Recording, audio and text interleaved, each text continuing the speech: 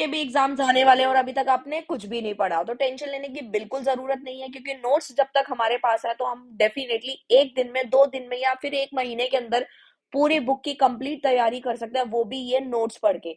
अब इस नोट्स में क्या क्या होने वाला है, कितने मार्क्स दिलवाएगा, तो मैं आपको बता देती हूँ। चाहे आपकी यूनिवर्सिटी कोई सी भी है, सोल से है, ड्यू से है, एनसी वैब से है, इग्नू से है, कहीं से भी हो, सबसे पहली चीज क्या फायदा है इसका, इजी लैंग्वेज रहेगी और फ्लो चार्ट्स रहेंगे जो कि आपके एग्जाम में बहुत अच्छा इंप्रेशन डालते हैं। एग्जाम ओरिएंटेड है, फालतू की लाइनें नहीं लिखी हुई, जो काम का है बस वही रट्टा लगा के जाना है, पढ़ के जाना है। इंपॉर्टेंट क्वेश्चंस रहेंगे, 100% पासिंग नोट्स हैं, बस आपने ये पढ़ लिया तो आपको कोई भी एक्स्ट्रा 10 ईयर या कोई भी एक्स्ट्रा बुक खरीदने की बिल्कुल जरूरत नहीं है। बस इतना पढ़ना है और 100% पास हो जाओगे, और वो भी अच्छे मार्क्स के साथ। तो सिर्फ और सिर्फ 89 रुपीज में आपको ये पूरी की पूरी कंप्लीट बुक मिल जाएगी, जिसके लिए आप व्हाट्सएप कर सकते हैं दिए गए नंबर पे। Thank you. Hello everyone, welcome to this channel Nanak education point. Myself Heena Takkar और आज हम बात करेंगे कॉस्ट अकाउंटिंग के बारे में। जी हाँ, कॉस्ट अकाउंटिंग के नोट्स आपको चाहिए तो दिए गए नंबर पे व्हाट्सअप कर सकते हैं, मिल जाएंगे 8178359562। मैं फिर से रिपीट कर रही हूँ, 8178359562 पे आप व्हाट्सअप कर सकते हैं। टेलीग्राम पे भी कर सकते हैं मैसेज आप लोग, और कहीं ना कहीं टेलीग्राम पे करेंगे तो आपको लिंक जो है इंस्टाग्राम पर मिल जाएगा। अगर आप व्हाट्सअप करते हैं तो दिए गए नंबर पे व्हाट्सअप करके भी आपको कॉस्ट अकाउंटिंग के नोट्स मिल जाएंगे, वो भी मिनिमम कॉस्ट के साथ। आपको फालतू की लाइंस नहीं मिलेंगी, काम काम का मिलेगा, जैसे कि आपको इंट्रो पार्ट में बताया था अभी। तो यूनिट नंबर 4 स्टार्ट करते हैं। ओवरहेड, जल्दी से जल्दी हमें कॉस्ट अकाउंटिंग का सिलेबस खत्म करना है अपने एग्जाम से पहले, और वन शॉट भी करनी है। इंपॉर्टेंट क्वेश्चन चाहिए तो कॉस्ट अकाउंटिंग की प्लेलिस्ट है, बना के चेकआउट कर सकते हो। कॉस्ट अकाउंटिंग का यूनिट नंबर 4 पार्ट 1 है, ये ओवरहेड स्टार्ट कर रहे हैं। सो ओवरहेड होता क्या है, तो आपको बस इतना याद रखना है, जितने भी हमारे इनडायरेक्ट मटेरियल होते हैं, इनडायरेक्ट लेबर और इनडायरेक्ट एक्सपेंसेस, तीनों को जोड़ने से ओवरहेड बनता है। क्या बनता है? ओवरहेड बनता है।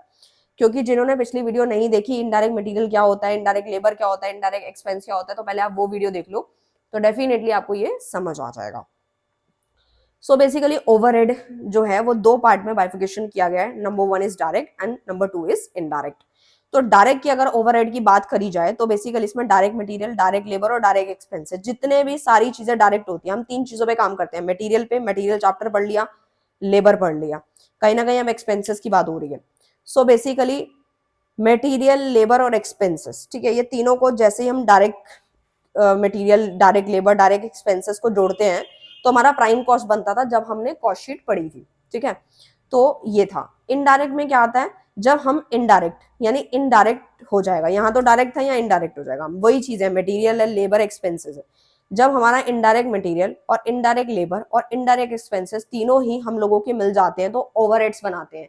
क्या बनाते हैं? ओवरहेड्स, और वही हमारे चैप्टर का नाम है। आई होप आपको अच्छे से क्लियर होता होगा। नेक्स्ट हम लोग चलते हैं इसकी थोड़ी सी डिस्कशन पे।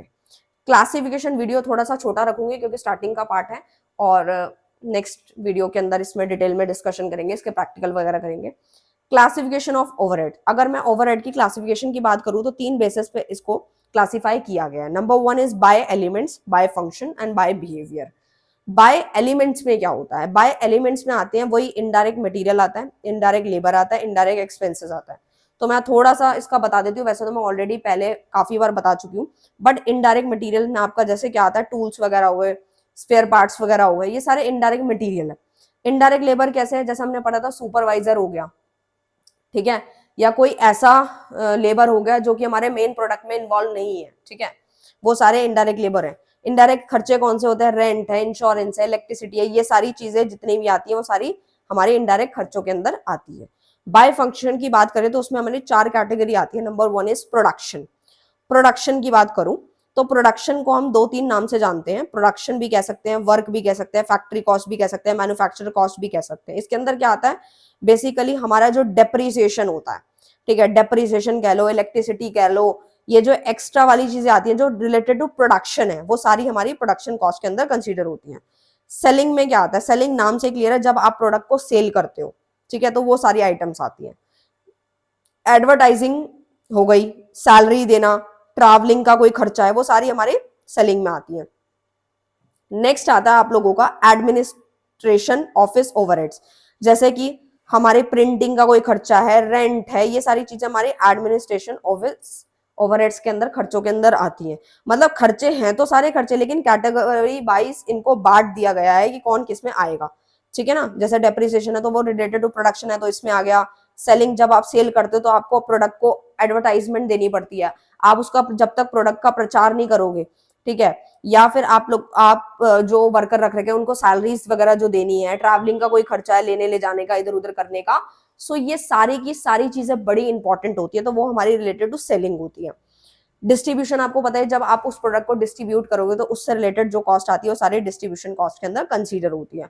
बाय बिहेवियर की अगर मैं बात करूं तो बाय बिहेवियर के अंदर हमारी 3 कैटेगरी आती है, एक होता है fixed, second one is variable and third one is semi variable. Fixed जो कि बिल्कुल फिक्स रहती है, चेंज नहीं होता, चाहे आपका प्रोडक्शन कम हो, ज्यादा हो, बहुत ज्यादा हो, लेकिन ये कॉस्ट फिक्स रहती है, चेंज नहीं होती है, फिक्स्ड रहती है, ठीक है। जैसे कि फिक्स्ड कॉस्ट कौन सी होती है, फिक्स्ड में आपकी इलेक्ट्रिसिटी, ठीक है, आपने रेंट पे करना है, ये सारा चीजें आपकी फिक्स्ड में आती हैं, आप प्रोडक्शन करो या मत करो आपको रेंट तो पे करना ही है, तो फिक्स्ड कॉस्ट है।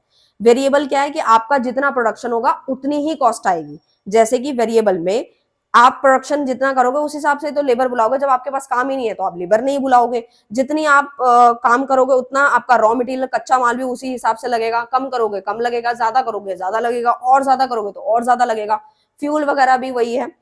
सेमी वेरिएबल में क्या आता है, दोनों का कॉम्बिनेशन आता है, फिक्स प्लस वेरिएबल दोनों का कॉम्बिनेशन। सो उसमें क्या आता है, जैसे सुपरवाइजर की कोई सैलरी है वो तो हमें देनी पड़ेगी, डेफिनेटली देनी पड़ेगी, काम करवाओ चमत करो, सुपरवाइजर की सैलरी तो देनी ही है। रिपेयर एंड मेंटेनेंस वो भी मस्ट है, देना ही पड़ेगा। सो ये रहा, तो ये चीजें थी जो कि मैंने यहाँ पे क्लासिफिकेशन ऑफ ओवरहेड्स आपको अच्छे से क्लैरिफाई करा दिया कि अच्छे से क्या क्या चीजें इसके अंदर इन्वॉल्व होती है। सो वीडियो को अभी हम छोटा ही रख रहे हैं, ठीक है, बाकी जो नेक्स्ट वीडियो होगी उसके अंदर हम इसको और अच्छे से डिटेल में डिस्कशन करेंगे कि जो जो हमारे टॉपिक्स हैं आगे इसको आगे बढ़ाएंगे। सो मिलते हैं नेक्स्ट वीडियो में नेक्स्ट टॉपिक के साथ, तब तक के लिए bye bye, thank you so much.